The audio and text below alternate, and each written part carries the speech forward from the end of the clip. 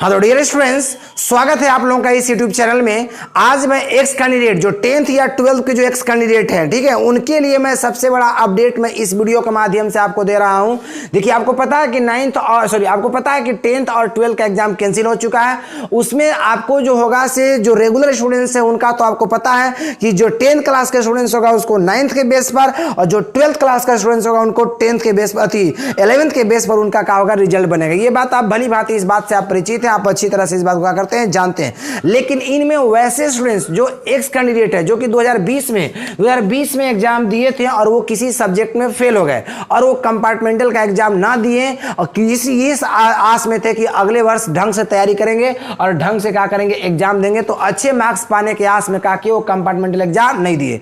अब वे लोग जो एक्स कैंडिडेट है वो कंफ्यूज में है कि हम लोग का जो आखिर होगा वो रिजल्ट कैसे बनेगा। ठीक है, तो इस वीडियो में इसी वीडियो में मैं आपको बता रहा हूं कि एक कैंडिडेट है उनका आखिर रिजल्ट कैसे बनेगा। आप इस वीडियो को एकदम देखिए, अंत तक देखिए, समझ में आएगा। चाहे आप रेगुलर स्टूडेंट्स हो, चाहे आप इरेगुलर स्टूडेंट्स हो, मतलब एक्स कैंडिडेट हो या रेगुलर स्टूडेंट्स हो, जो भी हो आप इस वीडियो को देखिए। हम इस वीडियो में आपको एकदम इंपॉर्टेंट अपडेट दे रहे हैं। इस वीडियो के माध्यम से बहुत बड़ा आपको मतलब इंपॉर्टेंट अपडेट प्राप्त होने वाला। देखिए, तो ये जो था पुराना स्टूडेंट्स एक्स कैंडिडेट के लिए है वीडियो, आपको पता है, बता रहे हैं। आगे देखिएगा, पूर्व स्टूडेंट्स को मतलब जो फॉर्मर स्टूडेंट्स होंगे जो पिछले 2020 में एग्जाम दिए थे वो फेल हो गए थे, ठीक है, उनका भी जो रिजल्ट बनेगा वो का के बेस पर है, तो 9वीं और 11वीं के बेस पर उनका भी रिजल्ट बनेगा। समझ रहे करें से, उनका भी रिजल्ट 9वीं और 11वीं के बेस पर का होगा, बनेगा। ठीक है, ये तो समझ गए, उनका कोई दिक्कत नहीं है। पहला पॉइंट तो दूसरा पॉइंट समझ में आ गया। पहला पॉइंट में आपको पता था कि एक्स कैंडिडेट के लिए, दूसरा का पॉइंट में जो एक्स कैंडिडेट है उनका भी रिजल्ट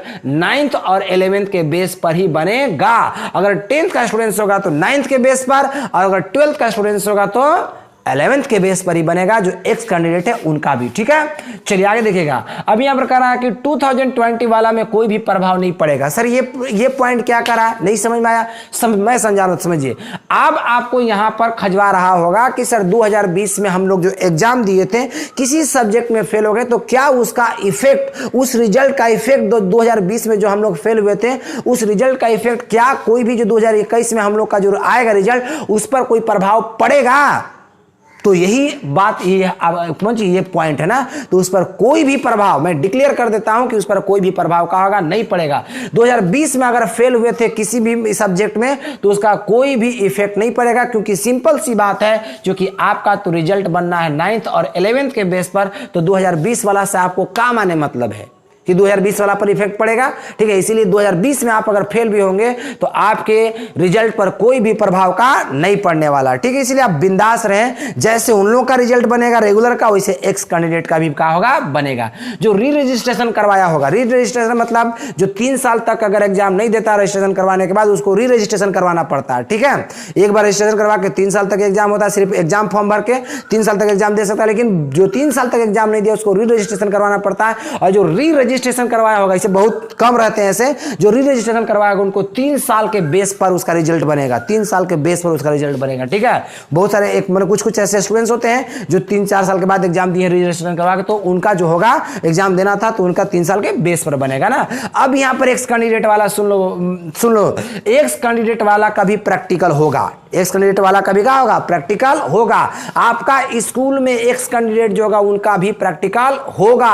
ठीक है, ये बात याद रखना। और इंटरनल असेसमेंट भी होगा, आंतरिक मूल्यांकन भी होगा। ठीक है, और आपको पता है कि 2 से 3 दिन में आंतरिक मूल्यांकन का काम खत्म कर देना है। ठीक है, ये बात भी आप अच्छी तरह से जानते होंगे, आप न्यूज वगैरह में देखे भी होंगे। ठीक है, तो ये आपको याद रखिएगा, एक्स कैंडिडेट का प्रैक्टिकल भी और इंटरनल असेसमेंट दोनों होगा। ठीक है, आगे देखिएगा, कंपार्टमेंटल का जो एग्जाम है, कंपार्टमेंटल, ठीक है, तो उनका अगर मान लीजिए कि एक्स कैंडिडेट या रेगुलर स्टूडेंट्स कोई भी फेल हो गया होगा कि या फेल हो जाएगा, तो उसको लगता है कि नहीं हम कंपार्ट का एग्जाम देंगे, तो बाबू इस वर्ष भी कंपार्टमेंटल का एग्जाम होगा।